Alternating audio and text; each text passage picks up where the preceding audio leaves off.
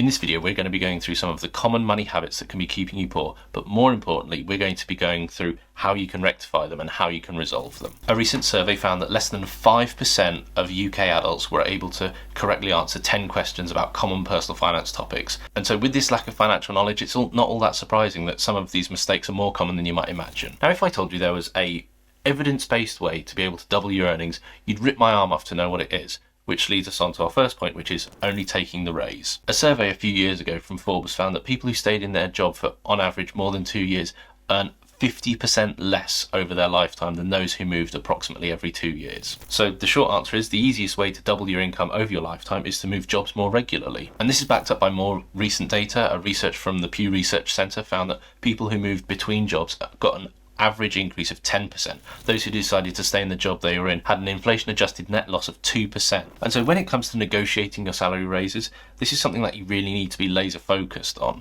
So this is just so important, and it is so often overlooked. People often spend all of their energy and time focusing on their expenses and not really having the same laser focus when it comes to their income. So what do we mean by that? Well, most people generally go through an annual pay review and they will get a small nominal increase in their salary, and the idea is to keep up with inflation. You're going back and you're saying, right, I think I should be getting paid this much more. This is why. And really starting to build that case. What you'll see on this graph here is when you're able to do that, it changes the income trajectory over the course of your working life. And this is especially problematic if you're not doing this earlier on in your career. So what are some of the key things you can be looking at?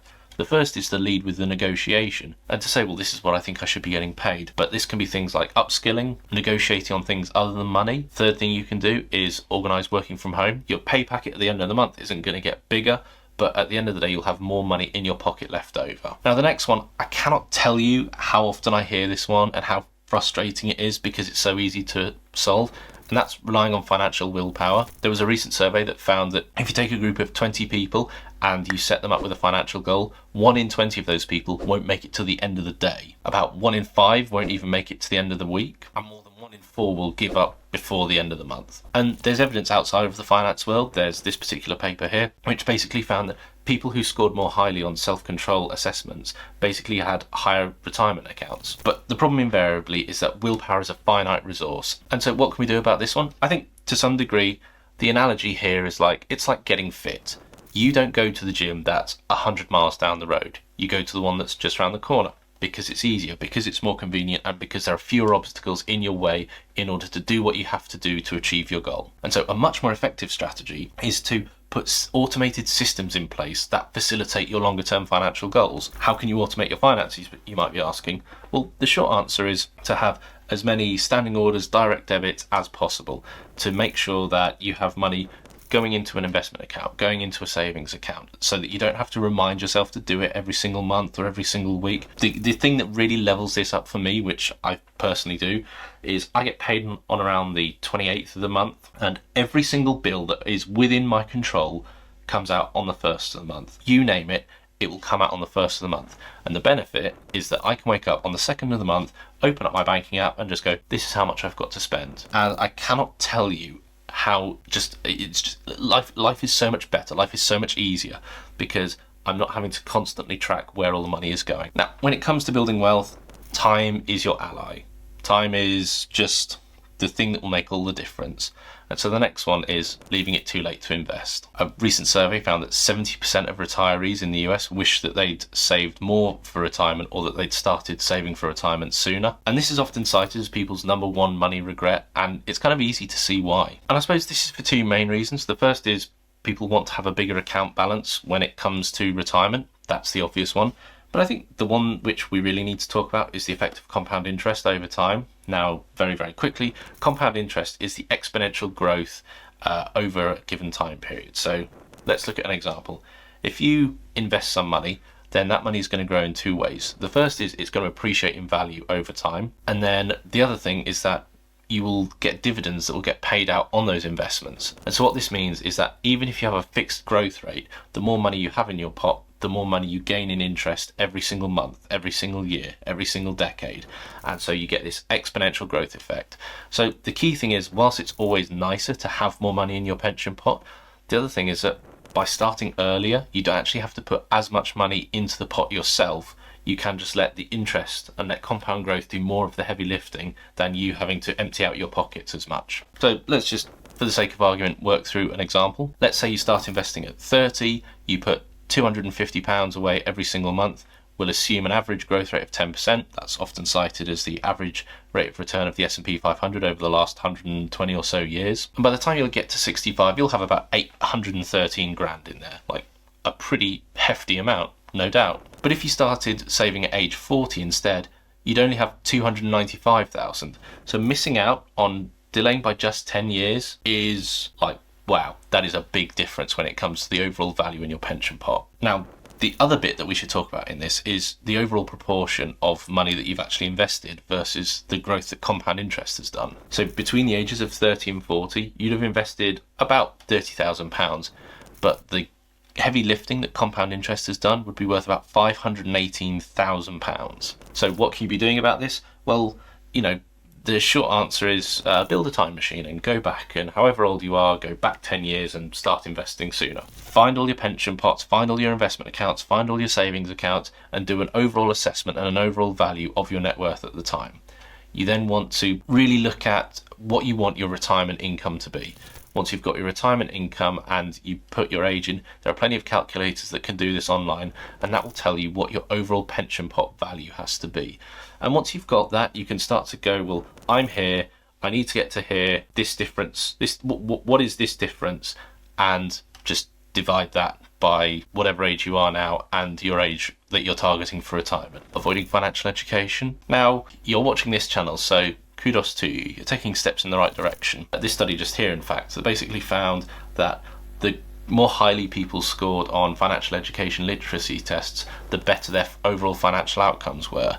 It's always mad to me that just a very basic understanding and a very small amount of financial understanding and financial knowledge goes such a long way. So just understanding little bits and understanding the broader economy around you to help you when you're making these financial decisions is just like, it's key goods. It's key goods. Anyone who disagrees could just get in the sea. Further evidence of this, there was this piece in the FT that found that 3/4 of people fell below the minimum standard for finance literacy. And it's actually kind of worse than that. People who don't necessarily have the level of financial literacy that they should do make worse decisions. So it's not just that they are flat, they are actively making worse decisions. And that's what I mean. Just small amounts of financial literacy and financial education, even if they just stopped you making bad decisions, that on its own is so valuable. So what can you do about this? First thing, subscribe to this fine channel where we cover all of these things in great detail. We generally put out 2 videos a week, so subscribe, and thanks very much in advance. And, improving financial education, I think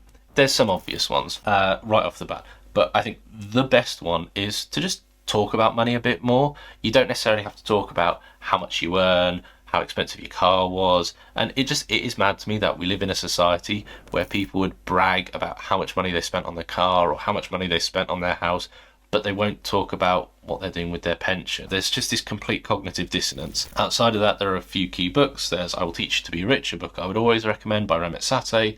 There's The Automatic Millionaire. There's The Millionaire Next Door. These will act as like a really good foundation. And, an audiobook is fine. A Blinkist is fine. Just as long as you're making those steps in that direction. That's really the main thing. If I told you that, in my view, there is a difference between a financial plan and a budget, what would you say the difference is? Because plenty of people have neither. So the next is not having a plan. A financial plan is basically how you are going to fund your retirement, irrespective of how old you are. And the Financial Planning Association came out with a study that found that people who have a financial plan in place are much more likely to retire more securely and with a much more stable income. And that's for a few reasons. So to me, a financial plan is, I want to retire at 60 with my house paid for, with a retirement income of this. That is a financial plan. That is the overarching strategy that you have for your finances. A budget is informed by your financial plan. So I need to be putting this much into my ISAs for my kids. I need to be putting this much into my pension. So think of it as financial plan macro, budget micro. But one thing I think we should point out at this stage, that a financial plan is not tattooed onto you. It's not carved in stone or anything crazy like that. It's perfectly reasonable for it to change. Solutions. How do you come up with a financial plan? I think there's a 4-step process you can follow. The first is to do an assessment of your current net worth. Bank statements, that's all your current accounts, pensions, investment accounts. Really, we'll call it an audit of where you are. The second step is going to be to identify what your objectives are going to be. The third is to define what your timeline is going to be. So maybe you're 45 now, you want to retire at 60, that gives you a 15-year time period. And then the fourth thing is to use all that to determine a budget. How much do you need to be putting away every single month to hit all these objectives? And it doesn't need to be any more complicated than that, focusing only on expenses. Now, this is maybe the most annoying one. So, as we mentioned earlier, there is a potentially unlimited upside to focusing on your income. But when it comes to reducing your expenses, there are, I guess, three main problems. The first is that you can only tighten your expenses so much. There's only so much you can realistically start to lower your cost base to a point where it makes sense. There are so many other things that you could do before you get all the way down to coffee. So just enjoy your coffee in peace is what I'm getting at. Now, we should also be very clear at this point. As part of this solution, this is not to say you should never analyse your expenses. Obviously not. That's insane. You should find a budget method that works for you. You don't have to understand where every single penny is going for a budget to be effective. So what are some of the solutions that you could focus on in this one? So the first thing is take your statements for the last 3 months, maybe the last 6 months, go through some of the recurring expenses and identify the difference between price and value. A really easy and obvious example is I spend £100 a month on a gym membership, not me personally, clearly, but I spend £100 a month on a gym membership that I use twice a month. That is a high price with little value. Easy, just easy. The second thing that you can do is to work out your hourly wage attached to some of these expenses. So let's say you go out every Friday or something, and last week you got a £100 bottle of wine. Well, this £100 bottle of wine cost me this many hours of my labour. Is it worth it? Relying on a single source of income? A survey in 2023 found that 62% of Americans are living paycheck to paycheck. And so for me, having multiple income sources has three key advantages. The first thing is it protects you. It's that nice soft landing, that safety net in the case of a job loss or a big and unexpected bill. The second thing is it accelerates you towards your financial goals. If you're making 50k a year from your main salary and then you're making another 5 or 10k a year from your side hustle, that's a pretty significant percentage uplift and it will get you to your financial goals that much faster. And the third thing is it reduces your overall anxiety about kind of some of the economic uncertainty. Maybe job cuts are being made at your place of work and you're a bit worried that your job might be next, and just knowing that you've got something to fall back on. It might not be up to the full value of your current job, but you know, it's something that you've got coming in. So whilst this seems like an obvious one, and as with some of the previous points, it feels very trite to just say, just start a side hustle. There are a few key things you can do here. The first is that you can start a side hustle. Now, there is so much bullshit out there, people selling courses, blah, blah, blah, all that sort of thing. But my main thing is just use your noodle. Think about what is it you're good at, what is it you have an unfair advantage in that you can really leverage. The example I've often used in these circumstances is if you're a recruiter or you work in HR and you read a lot of CVs, then, you know, write a how-to guide on how to write a good CV. Some of the things that you have seen from your practical experience of what the structure should look like, things they should include, things they shouldn't include, how long it should be, all of those sorts of things in a single condensed place. Put it up on an Etsy store and just see where it goes. The next thing is paying yourself last. This is a pretty simple concept. Most people will get paid their salary, they will spend their money on whatever, and then they will save and invest what's left.